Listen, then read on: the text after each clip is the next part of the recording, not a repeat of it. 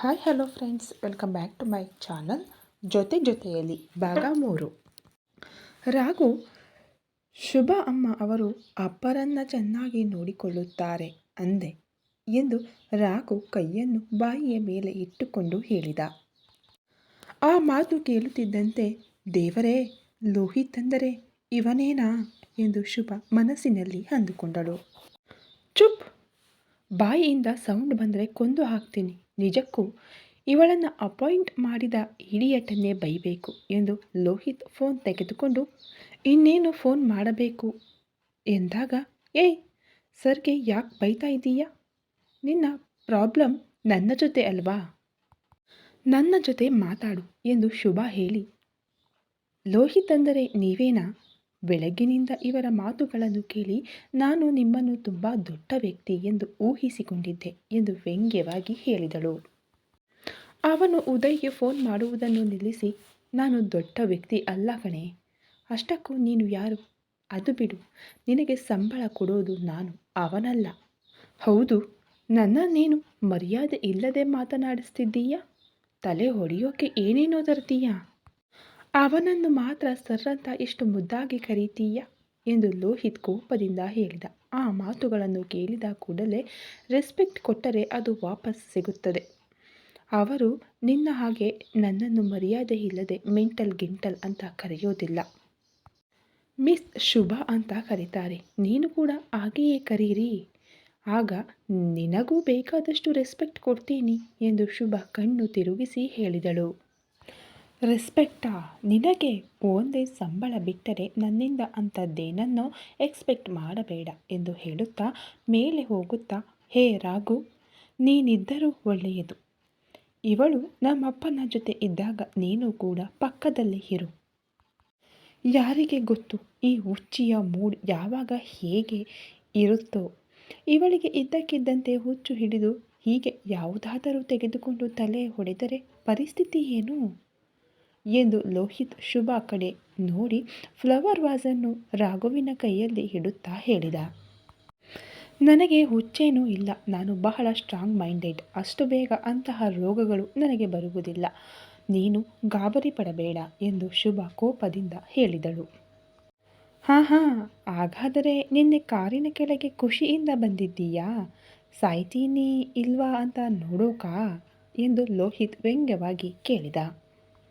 ಇಲ್ಲ, ನಿನಗೆ ಡ್ರೈವಿಂಗ್ ಬರುತ್ತೋ ಇಲ್ವೋ ಅಂತ ಟೆಸ್ಟ್ ಮಾಡೋಕೆ ಬಂದಿದ್ದೆ ಎಂದು ಶುಭ ಕಣ್ಣು ತಿರುಗಿಸಿ ಹೇಳಿದಳು. ಅಚ್ಚಾ, ಹೌದಾ? ನೋಡಿದೆಯಲ್ಲ ನನ್ನ ಡ್ರೈವಿಂಗ್ ಸ್ಕಿಲ್ಸ್, ಮತ್ತೆ ಟೆಸ್ಟ್ ಅಂತ ಕಾರು ಮುಂದೆ ಬಂದೆಯೋ, ನಿಂಬೆಹಣ್ಣು ಮೆಟ್ಟಿದ ಹಾಗೆ ಮೆಟ್ಟಿಸಿ ಬಿಡ್ತೀನಿ ಎಂದು ಶುಭ ಕಡೆಗೆ ಕೋಪದಿಂದ ನೋಡಿ ಒಳಗೆ ಹೋಗಿಬಿಟ್ಟನು ಲೋಹಿತ್. ರಾಘು, ನಿಜವಾಗಿಯೂ ಇವನು ನಿಮ್ಮ ಯಜಮಾನನ ಅಥವಾ ಎಲ್ಲಿಯಾದರೂ ಸಿಕ್ಕಿದಾಗ ಕರೆದುಕೊಂಡು ಬಂದಿದ್ದೀರಾ? ಮನೆಯಲ್ಲಿ ಎಲ್ಲರೂ ಎಷ್ಟು ಸ್ವೀಟ್ ಆಗಿದ್ದಾರೆ. ಈ ಮಹಾನುಭಾವ ಮಾತ್ರ ಹೀಗೇಗಿದ್ದಾನೆ ಎಂದು ಶುಭ ಆಶ್ಚರ್ಯದಿಂದ ಕೇಳಿದಳು. ಏನು ಡಾಕ್ಟ್ರಮ್ಮ, ನಮ್ಮ ಯಜಮಾನರ ಜೊತೆ ಹಾಗೆ ಮಾತನಾಡುತ್ತೀರಾ? ಅವರ ಜೊತೆ ಮಾತನಾಡಬೇಕೆಂದರೆ ಮನೆಯಲ್ಲಿ ಎಲ್ಲರಿಗೂ ಇದು ಗೊತ್ತು ಎಂದು ಚಿಕ್ಕ ಮಕ್ಕಳು ಟೀಚರ್ಗೆ ತೋರಿಸಿದಂತೆ ಚಿಕ್ಕ ಬೆರಳನ್ನು ತೋರಿಸಿ ತುಂಬ ಭಯದಿಂದ ನಿಂತನು ರಾಘು. ರಾಘುವಿನ ಭಯವನ್ನು ನೋಡಿ ಮನೆಯವರನ್ನೆಲ್ಲ ಹೆದರಿಸಿ ಬೆದರಿಸಿ ಹೀಗೆ ನಿಯಂತ್ರಣದಲ್ಲಿಟ್ಟುಕೊಂಡಿದ್ದಾನಲ್ಲ ಈ ಮುಂಗೋಪಿ ಎಂದುಕೊಂಡು ಹೋಗಿ ಶುಭ ಮಲಗಿಕೊಂಡಳು. ಲೋಹಿತ್ ತನ್ನ ರೂಮ್ಗೆ ಹೋಗಿ ಉದಯ್ಗೆ ಫೋನ್ ಮಾಡಿದ. ಏನಪ್ಪ, ಈಗಷ್ಟೇ ಬಿಟ್ಟೆ ಅಂದ್ಕೊಂಡರೆ ಈಗಲೂ ಮಲಗಲು ಬಿಡುವುದಿಲ್ಲವಾ? ಮತ್ತೆ ಫೋನ್ ಮಾಡಿ ಸಾಯಿಸ್ತೀಯ ಎಂದು ಉದಯ್ ಅಳುವ ಮುಖ ಮಾಡಿಕೊಂಡು ಹೇಳಿದ. ಏನಪ್ಪ, ನಿನಗೆ ನಿಜವಾಗಿಯೂ ನಿದ್ರೆ ಸಾಲದೆ ಮೆದುಳು ಹಾಳಾಗಿದೆ. ಅದಕ್ಕೆ ಆ ಮೆಂಟಲ್ನ ತಂದು ಮನೆಯಲ್ಲಿ ಇಟ್ಟಿದ್ದೀಯ ಎಂದು ಲೋಹಿತ್ ಕೋಪದಿಂದ ಹೇಳಿದ. ಮೆಂಟಲ್ಲ, ಯಾರಿಗೆ ಹೇಳ್ತಿದ್ದೀಯೋ ಎಂದು ಉದಯ್ ಬರುತ್ತಿದ್ದ ಆಕಳಿಕೆಯನ್ನು ನಿಲ್ಲಿಸಿಕೊಂಡು ಕೇಳಿದ. ಇನ್ಯಾರಿಗೆ? ನೀನು ಅಪಾಯಿಂಟ್ ಮಾಡಿದ ಕೇರ್ ಟೇಕರ್ ಇದಾಳಲ್ಲ ಅವಳಿಗೆ ಎಂದು ಲೋಹಿತ್ ಹೇಳಿದ. ಯಾರು? ಮಿಸ್ ಶುಭಾನಾ ಎಂದು ಉದಯ್ ಆಶ್ಚರ್ಯದಿಂದ ಕೇಳಿದಾಗ, ಆ ಮಿಸ್ ಮೆಂಟಲ್ಲೇ ಎಂದು ಲೋಹಿತ್ ಎಳೆದು ಹೇಳಿದ. ಅವಳು ಮೆಂಟಲ್ಲ? ಇಲ್ಲ ಕಣೋ ಎಂದು ಗಾಬರಿಯಿಂದ ಉದಯ್ ಹೇಳಿದ. ಅವಳ ವಿಷಯ ನಿನಗೆ ಗೊತ್ತಿಲ್ಲ ಕಣೋ, ಅವಳು ಮೊದಲೇ ಮೆಂಟಲ್. ಇವತ್ತು ಸ್ವಲ್ಪ ಹೆಚ್ಚು ಕಡಿಮೆ ಆಗಿದ್ದರೆ ನನ್ನ ತಲೆ ಒಡೆಯುತ್ತಿದ್ದಳು ಗೊತ್ತಾ ಎಂದು ಲೋಹಿತ್ ಕೋಪದಿಂದ ಹೇಳಿದಾಗ, ಆಹಾ ಎಂದು ಉದಯ್ ಜೋರಾಗಿ ನಕ್ಕನು. ನಾನು ಇಷ್ಟು ಸೀರಿಯಸ್ ಆಗಿ ಹೇಳ್ತಾ ಇದ್ರೆ ನೀನು ನಗುತ್ತಿರುವುದು ಯಾಕೆ ಎಂದು ಲೋಹಿತ್ ಸಿಟ್ಟಿನಿಂದ ಕೇಳಿದಾಗ, ನಿನ್ನ ಮೇಲೆ ಕೈ ಹಾಕುವ ಧೈರ್ಯ ಗಂಡಸರಿಗಂತೂ ಇಲ್ಲ, ಅವಳಾದರೂ ಇದ್ದಾಳಲ್ಲ ಅಂತ. ಆ ಆ ನಮಗೂ ಸ್ವಲ್ಪ ಆನಂದವಾಗುತ್ತೆ, ಏಕೆಂದರೆ ನಾವು ಹೊಡೆಯಲು ಆಗದಿದ್ದರೂ ಕನಿಷ್ಠ ಯಾರೋ ಒಬ್ಬರಾದರೂ ಆ ಕೆಲಸ ಮಾಡ್ತಾರಲ್ಲ ಅಂತ ಸಂತೋಷ ಪಡುತ್ತೇವೆ ಎಂದು ಉದಯ್ ನಗುತ್ತಾ ಹೇಳಿದ. ಏನಪ್ಪ ಮಿತ್ರದ್ರೋಹಿ, ನೀನು ನನ್ನ ಸ್ನೇಹಿತನಲ್ಲ ಕಣೋ, ಶತ್ರು ಎಂದು ಲೋಹಿತ್ ಕೋಪದಿಂದ ಹೇಳಿದಾಗ, ಹಾಂ ಓಕೆ ನೀನು ಯಾವುದು ಅಂದುಕೊಳ್ಳುತ್ತಿದ್ದೀಯೋ ಅದೇ ನಾನು ಎಂದು ಮತ್ತೆ ಉದಯ್ ನಗುತ್ತಾ, ಅಳಬೇಡಪ್ಪ ಅಂದಾಗ ಅವಳನ್ನು ಬೇಗ ತೆಗೆದು ಬೇರೆಯವರನ್ನು ಅಪಾಯಿಂಟ್ ಮಾಡು ಎಂದು ಲೋಹಿತ್ ಕೋಪದಿಂದ ಹೇಳಿದ. ಆಗಲ್ಲ ಬಂಗಾರ, 3 ತಿಂಗಳ ಒಳಗೆ ಅವಳನ್ನು ತೆಗೆಯಲು ರೂಲ್ಸ್ ಒಪ್ಪುವುದಿಲ್ಲ ಎಂದು ಉದಯ್ ನಿಧಾನವಾಗಿ ಹೇಳಿದಾಗ, ಅವಳ ಮುಖಕ್ಕೆ ಆ ರೂಲ್ಸ್ ಅವೆಲ್ಲ ಏನು ಗೊತ್ತಾಗುತ್ತೆ, ಯಾವುದಾದರೂ ಒಂದು ನೆಪ ಹೇಳಿ ತೆಗೆದುಹಾಕು ಎಂದನು. ಹಾಗೆಲ್ಲ ಆಗಲ್ಲಪ್ಪ, ಆ ಹುಡುಗಿ ಮಧ್ಯದಲ್ಲಿ ಕೆಲಸ ಬಿಟ್ಟರೆ ನೀನು ಬೈತೀಯ ಅಂತ ರೂಲ್ಸ್ ಎಲ್ಲಾನು 2 ಬಾರಿ ಹೇಳಿ ಮತ್ತೆ ಪೇಪರ್ಸ್ ಮೇಲೆ ಸೈನ್ ಕೂಡ ಮಾಡಿಸಿಕೊಂಡಿದ್ದೇನೆ. ಸೊ ಅವಳಿಗೆ ರೂಲ್ಸ್ ಎಲ್ಲವೂ ಚೆನ್ನಾಗಿ ಗೊತ್ತಿದೆ ಎಂದು ಉದಯ್ ಹೇಳಿದ. ಏನು ನೀನು ಅವಳನ್ನು ತೆಗೆದುಹಾಕುವುದು ನಿನಗೆ ಇಷ್ಟವಿಲ್ಲದಂತೆ ಕಾಣುತ್ತಿದೆಯಲ್ಲ ಎಂದು ಲೋಹಿತ್ ಅನುಮಾನದಿಂದ ಕೇಳಿದ. ಹಾಗೇನೂ ಇಲ್ಲ ಕಣೋ, ಆ ಹುಡುಗಿಯನ್ನು ನೋಡಿದ ಕೂಡಲೇ ಅಂಕಲ್ನನ್ನು ನೋಡಿಕೊಳ್ಳಲು ಸರಿಯಾದವಳು ಅನ್ನಿಸಿತು. ಅಷ್ಟೇ ಅಲ್ಲ, ಅವಳು ಒಳ್ಳೆಯ ಫಿಸಿಯೋಥೆರಪಿಸ್ಟ್ ಕೂಡ ಕಣೋ. ಅಂಕಲ್ ಬೇಗ ಎದ್ದು ಓಡಾಡಬೇಕು ಅನ್ನೋದೇ ನಿನ್ನ ಆಸೆ ಅಲ್ವಾ? ನನಗೇನೋ ಅವಳನ್ನು ನೋಡಿದ ನಂತರ ನಿನ್ನ ಆಸೆ ಬೇಗ ಈಡೇರುತ್ತೆ ಅನ್ನಿಸಿತು ಎಂದು ಉದಯ್ ನಿಧಾನವಾಗಿ ಹೇಳಿದಾಗ, ಅಲ್ಲಿಯವರೆಗೂ ಸಿಡಿಗುಟ್ಟುತ್ತಿದ್ದ ಲೋಹಿತ್ ತಂದೆಯ ಮೇಲಿದ್ದ ಪ್ರೀತಿಯಿಂದ ಏನೂ ಮಾತನಾಡಲು ಆಗಲಿಲ್ಲ. ಬೆಳಿಗ್ಗೆ ಎದ್ದು ಸೋಮಾರಿತನದಿಂದ ಮೈ ಮುರಿದುಕೊಂಡು ಬಾಲ್ಕನಿಗೆ ಬಂದನು ಲೋಹಿತ್. ಹೊರಗೆ ಲಾನ್ನಲ್ಲಿ ತಂದೆಯ ಕಾಲಿಗೆ ಯಾವುದೋ ಎಣ್ಣೆ ಹಚ್ಚಿ ಮಸಾಜ್ ಮಾಡುತ್ತಿದ್ದ ಶುಭಳನ್ನು ನೋಡಿದ. ಅವರು ಮಾತನಾಡಲು ಆಗುವುದಿಲ್ಲ ಎಂದು ಗೊತ್ತಿದ್ದರೂ ನಗುತ್ತಾ ಏನೋ ಮಾತನಾಡುತ್ತಿದ್ದಳು. ಅದನ್ನು ನೋಡಿದ ಲೋಹಿತ್ಗೆ ಶುಭಳನ್ನು ತೆಗೆದುಹಾಕಬೇಕು ಎಂಬ ಆಲೋಚನೆ ಸರಿಯಲ್ಲ ಅನ್ನಿಸಿತು. ರೆಡಿಯಾಗಿ ಬ್ರೇಕ್ಫಾಸ್ಟ್ ಮಾಡಲು ಬಂದಾಗ ಅಶೋಕ್ಗೆ ತಿಂಡಿ ತಿನ್ನಿಸುತ್ತಿದ್ದಳು ಶುಭ. ಲೋಹಿತ್ ಕೂಡ ತಿಂಡಿ ಮಾಡಲು ಕುಳಿತನು. ಸುಶೀಲಾ ಲೋಹಿತ್ಗೆ ತಿಂಡಿ ಬಡಿಸುತ್ತಾ, ನೋಡು ಮಗನೇ, ಪ್ರತಿದಿನ ನೀನು ತಡವಾಗಿ ಮನೆಗೆ ಬರ್ತೀಯ. ಹೀಗೆ ನಿದ್ರೆ ಇಲ್ಲದೆ ಇದ್ದರೆ ನಿನ್ನ ಆರೋಗ್ಯ ಏನಾಗುತ್ತೆ ಅಂತ ಯೋಚಿಸಿದ್ದೀಯಾ? ಸಂಪಾದನೆ ಮುಖ್ಯವೇ, ಇಲ್ಲ ಅನ್ನೋದಿಲ್ಲ, ಆದರೆ ಹೀಗೆ ಆರೋಗ್ಯವನ್ನು ನಿರ್ಲಕ್ಷಿಸಿದರೆ ಹೇಗೆ ಹೇಳು ಎಂದು ನಿಧಾನವಾಗಿ ಹೇಳಿದಳು. ಆಗ ಕೆಳಗೆ ಬರುತ್ತಿದ್ದ ಕೌಶಿಕ್ ಕಾವ್ಯರನ್ನು ನೋಡಿದ ಜಗದಾಂಬ, ನನ್ನ ಮೊಮ್ಮಗ ಕಷ್ಟಪಟ್ಟು ಸಂಪಾದಿಸಿದರೆ ಅಲ್ವಾ ಇವರು ಜಬರ್ದಸ್ತಿನಿಂದ ಖರ್ಚು ಮಾಡಿ ಮಜಾ ಮಾಡೋದು ಎಂದರು. ಅಮ್ಮಮ್ಮ ಎಂದು ಲೋಹಿತ್ ತಿಂಡಿ ತಿನ್ನುತ್ತಾ ಹೇಳಿದ.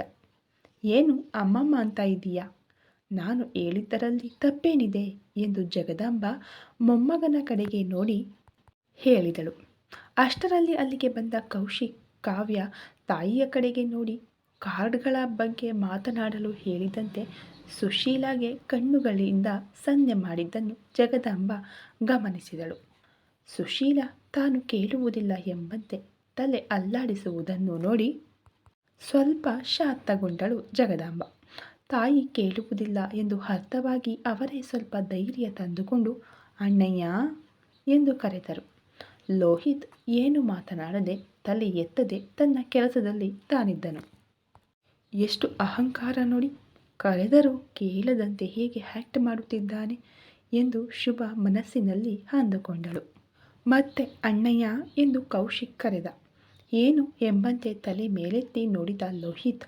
ಅವನು ಹಾಗೆ ನೋಡುತ್ತಿದ್ದಂತೆ ಕೌಶಿಕ್ ಕೈಗಳು ನಡುಗಲು ಶುರುವಾಗಿ ಕೈಯಲ್ಲಿದ್ದ ಸ್ಪೂನನ್ನು ಬಿಟ್ಟನು.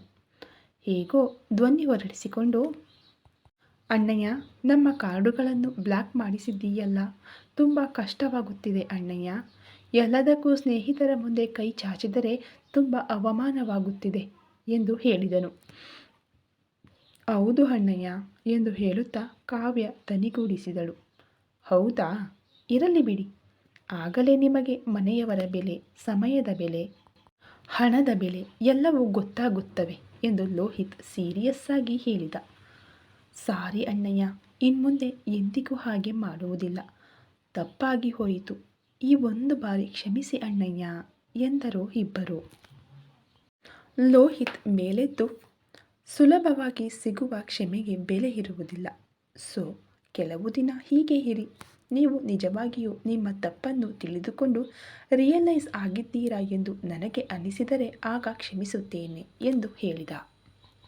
ಹಾಯ್ ಹೋಯ್ತು ರೋಗ, ಈಗ ಎಲ್ಲವೂ ಸರಿಯಾಯಿತು ಎಂದು ಜಗದಾಂಬ ಕಡೆಗೆ ನೋಡಿ ಕಣ್ಣು ಮಿಟುಕಿಸಿದನು ರಾಘು. ಅವಳು ಕೂಡ ಇದೇ ಸರಿಯಾದ ಶಿಕ್ಷೆ ಇವರಿಗೆ ಎಂಬಂತೆ ರಾಘುವಿನ ಕಡೆಗೆ ಸಂತೋಷದಿಂದ ನೋಡಿದಳು. ಲೋಹಿತ್ ಡೈನಿಂಗ್ ಟೇಬಲ್ನಿಂದ ತಂದೆಯ ಹತ್ತಿರ ಬಂದು ಮೊಣಕಾಲುಗಳ ಮೇಲೆ ಕುಳಿತು ಅವರ ಕೈಯನ್ನು ತನ್ನ ತಲೆಯ ಮೇಲೆ ಇಟ್ಟುಕೊಂಡು, ನನ್ನನ್ನು ಆಶೀರ್ವದಿಸಿ ಅಪ್ಪ. ಇಂದು ಒಂದು ದೊಡ್ಡ ಪ್ರಾಜೆಕ್ಟ್ಗೆ ಟೆಂಡರ್ ಹಾಕುತ್ತಿದ್ದೇನೆ. ಅದು ನಿನ್ನ ಲೋಹಿತ್ಗೆ ಬರಬೇಕು ಎಂದು ಹರಸಿ ಎಂದು ಹೇಳಿದ. ಅಶೋಕ್ ಮಗನ ಕಡೆಗೆ ಪ್ರೀತಿಯಿಂದ ನೋಡಿದನು. ಶುಭಾಗೆ ಆ ನೋಟದಲ್ಲಿನ ಪ್ರೀತಿ ಅರ್ಥವಾಯಿತು. ಅವರ ಮೆದುಳು ಚೆನ್ನಾಗಿ ಪ್ರತಿಕ್ರಿಯಿಸುತ್ತಿದೆ ಎಂದು ಅರ್ಥ ಮಾಡಿಕೊಂಡಳು. ಲೋಹಿತ್ ಎದ್ದು ಹೊರಡುತ್ತಾ, ರಾಘು, ರಾತ್ರಿ ನಾನು ಹೇಳಿದ್ದು ನೆನಪಿದೆಯಲ್ಲ ಎಂದು ಶುಭಾ ಕಡೆಗೆ ನೋಡುತ್ತಾ ಹೇಳಿದ. ಆ ಮಾತು ಕೇಳಿದ ಕೂಡಲೇ ಶುಭಾ ಕೋಪದಿಂದ ಲೋಹಿತ್ ಕಡೆಗೆ ನೋಡಿದಳು. ಅವನು ಆಫೀಸ್ಗೆ ಹೋದ ನಂತರ ಅಶೋಕ್ ಅವರ ಕೆಲಸ ಮುಗಿಸಿ ಸ್ವಲ್ಪ ಫ್ರೀ ಆದ ಶುಭಾ ಮನೆಯನ್ನು ನೋಡುತ್ತಾ ಗೋಡೆಯ ಮೇಲಿದ್ದ ಫೋಟೋಗಳನ್ನು ನೋಡಿ ಅದರಲ್ಲಿರುವ ಒಂದು ಫೋಟೋ ಮೇಲೆ ಅವಳ ಕಣ್ಣು ನಿಂತಿತ್ತು. ರಾಘುನ ಕರೆದು ಆ ಫೋಟೋ ಯಾರದು ಎಂದು ಕೇಳಿದಳು. ಅವರು ನಮ್ಮ ಲೋಹಿತ್ ಯಜಮಾನ್ರು ಅವರ ತಾಯಿ ಭುವನೇಶ್ವರಿ ಅಮ್ಮ, ಡಾಕ್ಟ್ರಮ್ಮ ಎಂದು ಅವಳ ಫೋಟೋ ಕಡೆಗೆ ಬಹಳ ಗೌರವದಿಂದ ನೋಡುತ್ತಾ ಹೇಳಿದ ರಾಘು. ವಾಟ್ ಎಂದು ಆಶ್ಚರ್ಯದಿಂದ ನೋಡುತ್ತಾ ಕೇಳಿದಳು ಶುಭಾ. ಹೌದು, ಯಜಮಾನ್ರು ಅವರ ಅಮ್ಮ ಇವರು ಡಾಕ್ಟ್ರಮ್ಮ ಎಂದು ರಾಘು ಮತ್ತೆ ಹೇಳಿದ. ಅಂದರೆ ಸುಶೀಲಾ ಅವರು ನಿಮ್ಮ ಯಜಮಾನ್ರು ಅವರ ಸ್ವಂತ ತಾಯಿ ಅಲ್ಲವೇ ಎಂದು ಶುಭಾ ಆಶ್ಚರ್ಯದಿಂದಲೇ ಕೇಳಿದಳು. ಅಲ್ಲಮ್ಮ, ಭುವನೇಶ್ವರಿ ಅಮ್ಮ ಅವರು ಯಜಮಾನ್ರು ಚಿಕ್ಕವರಿದ್ದಾಗ ಯಾವುದೋ ಕಾಯಿಲೆಯಿಂದ ಸತ್ತರು. ನಂತರ ದೊಡ್ಡಯಜಮಾನರು ಸುಶೀಲಾ ಅಮ್ಮನವರನ್ನು ಮದುವೆಯಾದರು ಎಂದು ರಾಘು ಹೇಳಿದ. ಹೋ, ಮಲತಾಯಿಯಾಗಿದ್ದರೂ ಅಷ್ಟು ಪ್ರೀತಿಯಿಂದ ಇದ್ದಾರೆ ಅಂದರೆ ಬಹಳ ಗ್ರೇಟ್ ಎಂದು ಮನಸ್ಸಿನಲ್ಲಿ ಅಂದುಕೊಂಡಳು. ಆಫೀಸ್ಗೆ ಹೋದ ಲೋಹಿತ್ ಹತ್ತಿರ ಹೋಗಿ, ಈ ಪ್ರಾಜೆಕ್ಟ್ಗಾಗಿ ಆದಿತ್ಯ ಗ್ರೂಪ್ ಆಫ್ ಕಂಪನೀಸ್ ಕೂಡ ಟೆಂಡರ್ ಆಗ್ತಾರಂತೆ ಕಣೋ ಎಂದು ಉದಯ್ ಸೀರಿಯಸ್ ಆಗಿ ಹೇಳಿದ. ಆ ಮಾತು ಕೇಳಿದ ಕೂಡಲೇ ಹೋ ಹೌದಾ ಎಂದು ಲೋಹಿತ್ ಯಾವುದೇ ಭಾವನೆಗಳಿಲ್ಲದೆ ಹೇಳಿದ. ಹಾಂ ಎಂದು ಉದಯ್ ಮತ್ತೆ ಹೇಳಿದ. ಯಾರು ಟೆಂಡರ್ ಹಾಕಿದರೂ ಆ ಪ್ರಾಜೆಕ್ಟ್ ನಮ್ಮದೇ, ಫಿಕ್ಸ್ ಆಗಿ ಹೋಗು ಎಂದು ಲೋಹಿತ್ ಕಾನ್ಫಿಡೆನ್ಸ್ನಿಂದ ಹೇಳಿದ. ಏನಾದರೂ ಆಗಲಿ ನೀನು ಅಪ್ಸೆಟ್ ಆಗಿ ಯಾವುದೇ ಜಗಳ ಮಾಡುವುದಿಲ್ಲ ಎಂದು ನನಗೆ ಮಾತು ಕೊಡು ಎಂದು ಉದಯ್ ಹೇಳಿದಾಗ, ಹೋಯ್, ಸುಮ್ಮನೆ ಜಗಳ ಮಾಡುವುದನ್ನು ಬಿಟ್ಟು ನನಗೆ ಬೇರೆ ಕೆಲಸ ಇಲ್ಲ ಅಂತ ಅಂದ್ಕೊಂಡಿದ್ದೀಯಾ? ಈ ಲೋಹಿತ್ ಅನಾವಶ್ಯಕವಾಗಿ ಯಾರ ವಿಷಯದಲ್ಲೂ ತಲೆ ಹಾಕುವುದಿಲ್ಲ. ನನ್ನ ವಿಷಯದಲ್ಲಿ ಯಾರಾದರೂ ಬೆರಳು ಹಾಕಿದರೆ ಅವರ ಕೈ ಮುರಿಯುತ್ತೇನೆ ಅಷ್ಟೇ ಎಂದು ಉದಯ್ ಕಡೆಗೆ ನೋಡುತ್ತಾ ಹೇಳಿದ. ಹೋ ಗಾಡ್, ಇವನಿಗೆ ಹೇಳಲು ಆಗುವುದಿಲ್ಲ.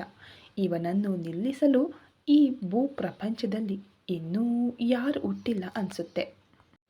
ಒಂದು ವೇಳೆ ಹುಟ್ಟಿದರೂ ಇನ್ನೂ ಇವನ ಜೀವನಕ್ಕೆ ಎಂಟ್ರಿ ಕೊಟ್ಟಿಲ್ಲ ಅನ್ನಿಸುತ್ತೆ ಎಂದು ಮನಸ್ಸಿನಲ್ಲಿ ಅಂದುಕೊಂಡನು. ಸ್ವಂತ ಮಕ್ಕಳನ್ನು ಕಡೆಗಣಿಸಿ ಲೋಹಿತ್ಗೆ ನಿಜವಾದ ಪ್ರೀತಿ ಕೊಡುವಳೆ ಸುಶೀಲಾ. ಸುಶೀಲಾಳ ಪ್ರೀತಿ ನಿಜವೇ? ನೋಡಿ ಮುಂದಿನ ಎಪಿಸೋಡ್ನಲ್ಲಿ. ಈ ಕತೆ ಇನ್ನೂ ಮುಂದುವರಿಯಲಿದೆ. ದಯವಿಟ್ಟು ವಿಡಿಯೋ ಇಷ್ಟ ಆಗ್ತಾ ಇದ್ದರೆ ವಿಡಿಯೋಗೆ ಒಂದು ಲೈಕ್ ಕೊಡೋದನ್ನು ಮಾತ್ರ ಮರಿಬೇಡಿ. ಹಾಗೆ ನಿಮ್ಮ ಅನಿಸಿಕೆ ಅಭಿಪ್ರಾಯಗಳು ನಮಗೆ ತುಂಬ ಇಂಪಾರ್ಟೆಂಟ್ ಆಗ್ತವೆ. ಸೊ ನಿಮ್ಮ ಅನಿಸಿಕೆಗಳನ್ನು ನಮಗೆ ತಿಳಿಸಿಕೊಡಿ. ಹಾಗೆ ಈ ಸ್ಟೋರಿ ನಿಮಗೆ ಇಷ್ಟ ಆಗ್ತಾ ಇದ್ದರೆ ನಿಮ್ಮ ಫ್ರೆಂಡ್ಸ್ ಮತ್ತು ಫ್ಯಾಮಿಲಿಗೂ ಕೂಡ ಶೇರ್ ಮಾಡಿ. ಸಬ್ಸ್ಕ್ರೈಬ್ ಮಾಡಿಕೊಂಡು ವಿಡಿಯೋ ನೋಡಿ ನಮಗೆ ಸಪೋರ್ಟ್ ಮಾಡ್ತಾ ಇರೋ ನಿಮ್ಮೆಲ್ಲರಿಗೂ ತುಂಬ ಹೃದಯದ ಧನ್ಯವಾದಗಳು. Thank you so much.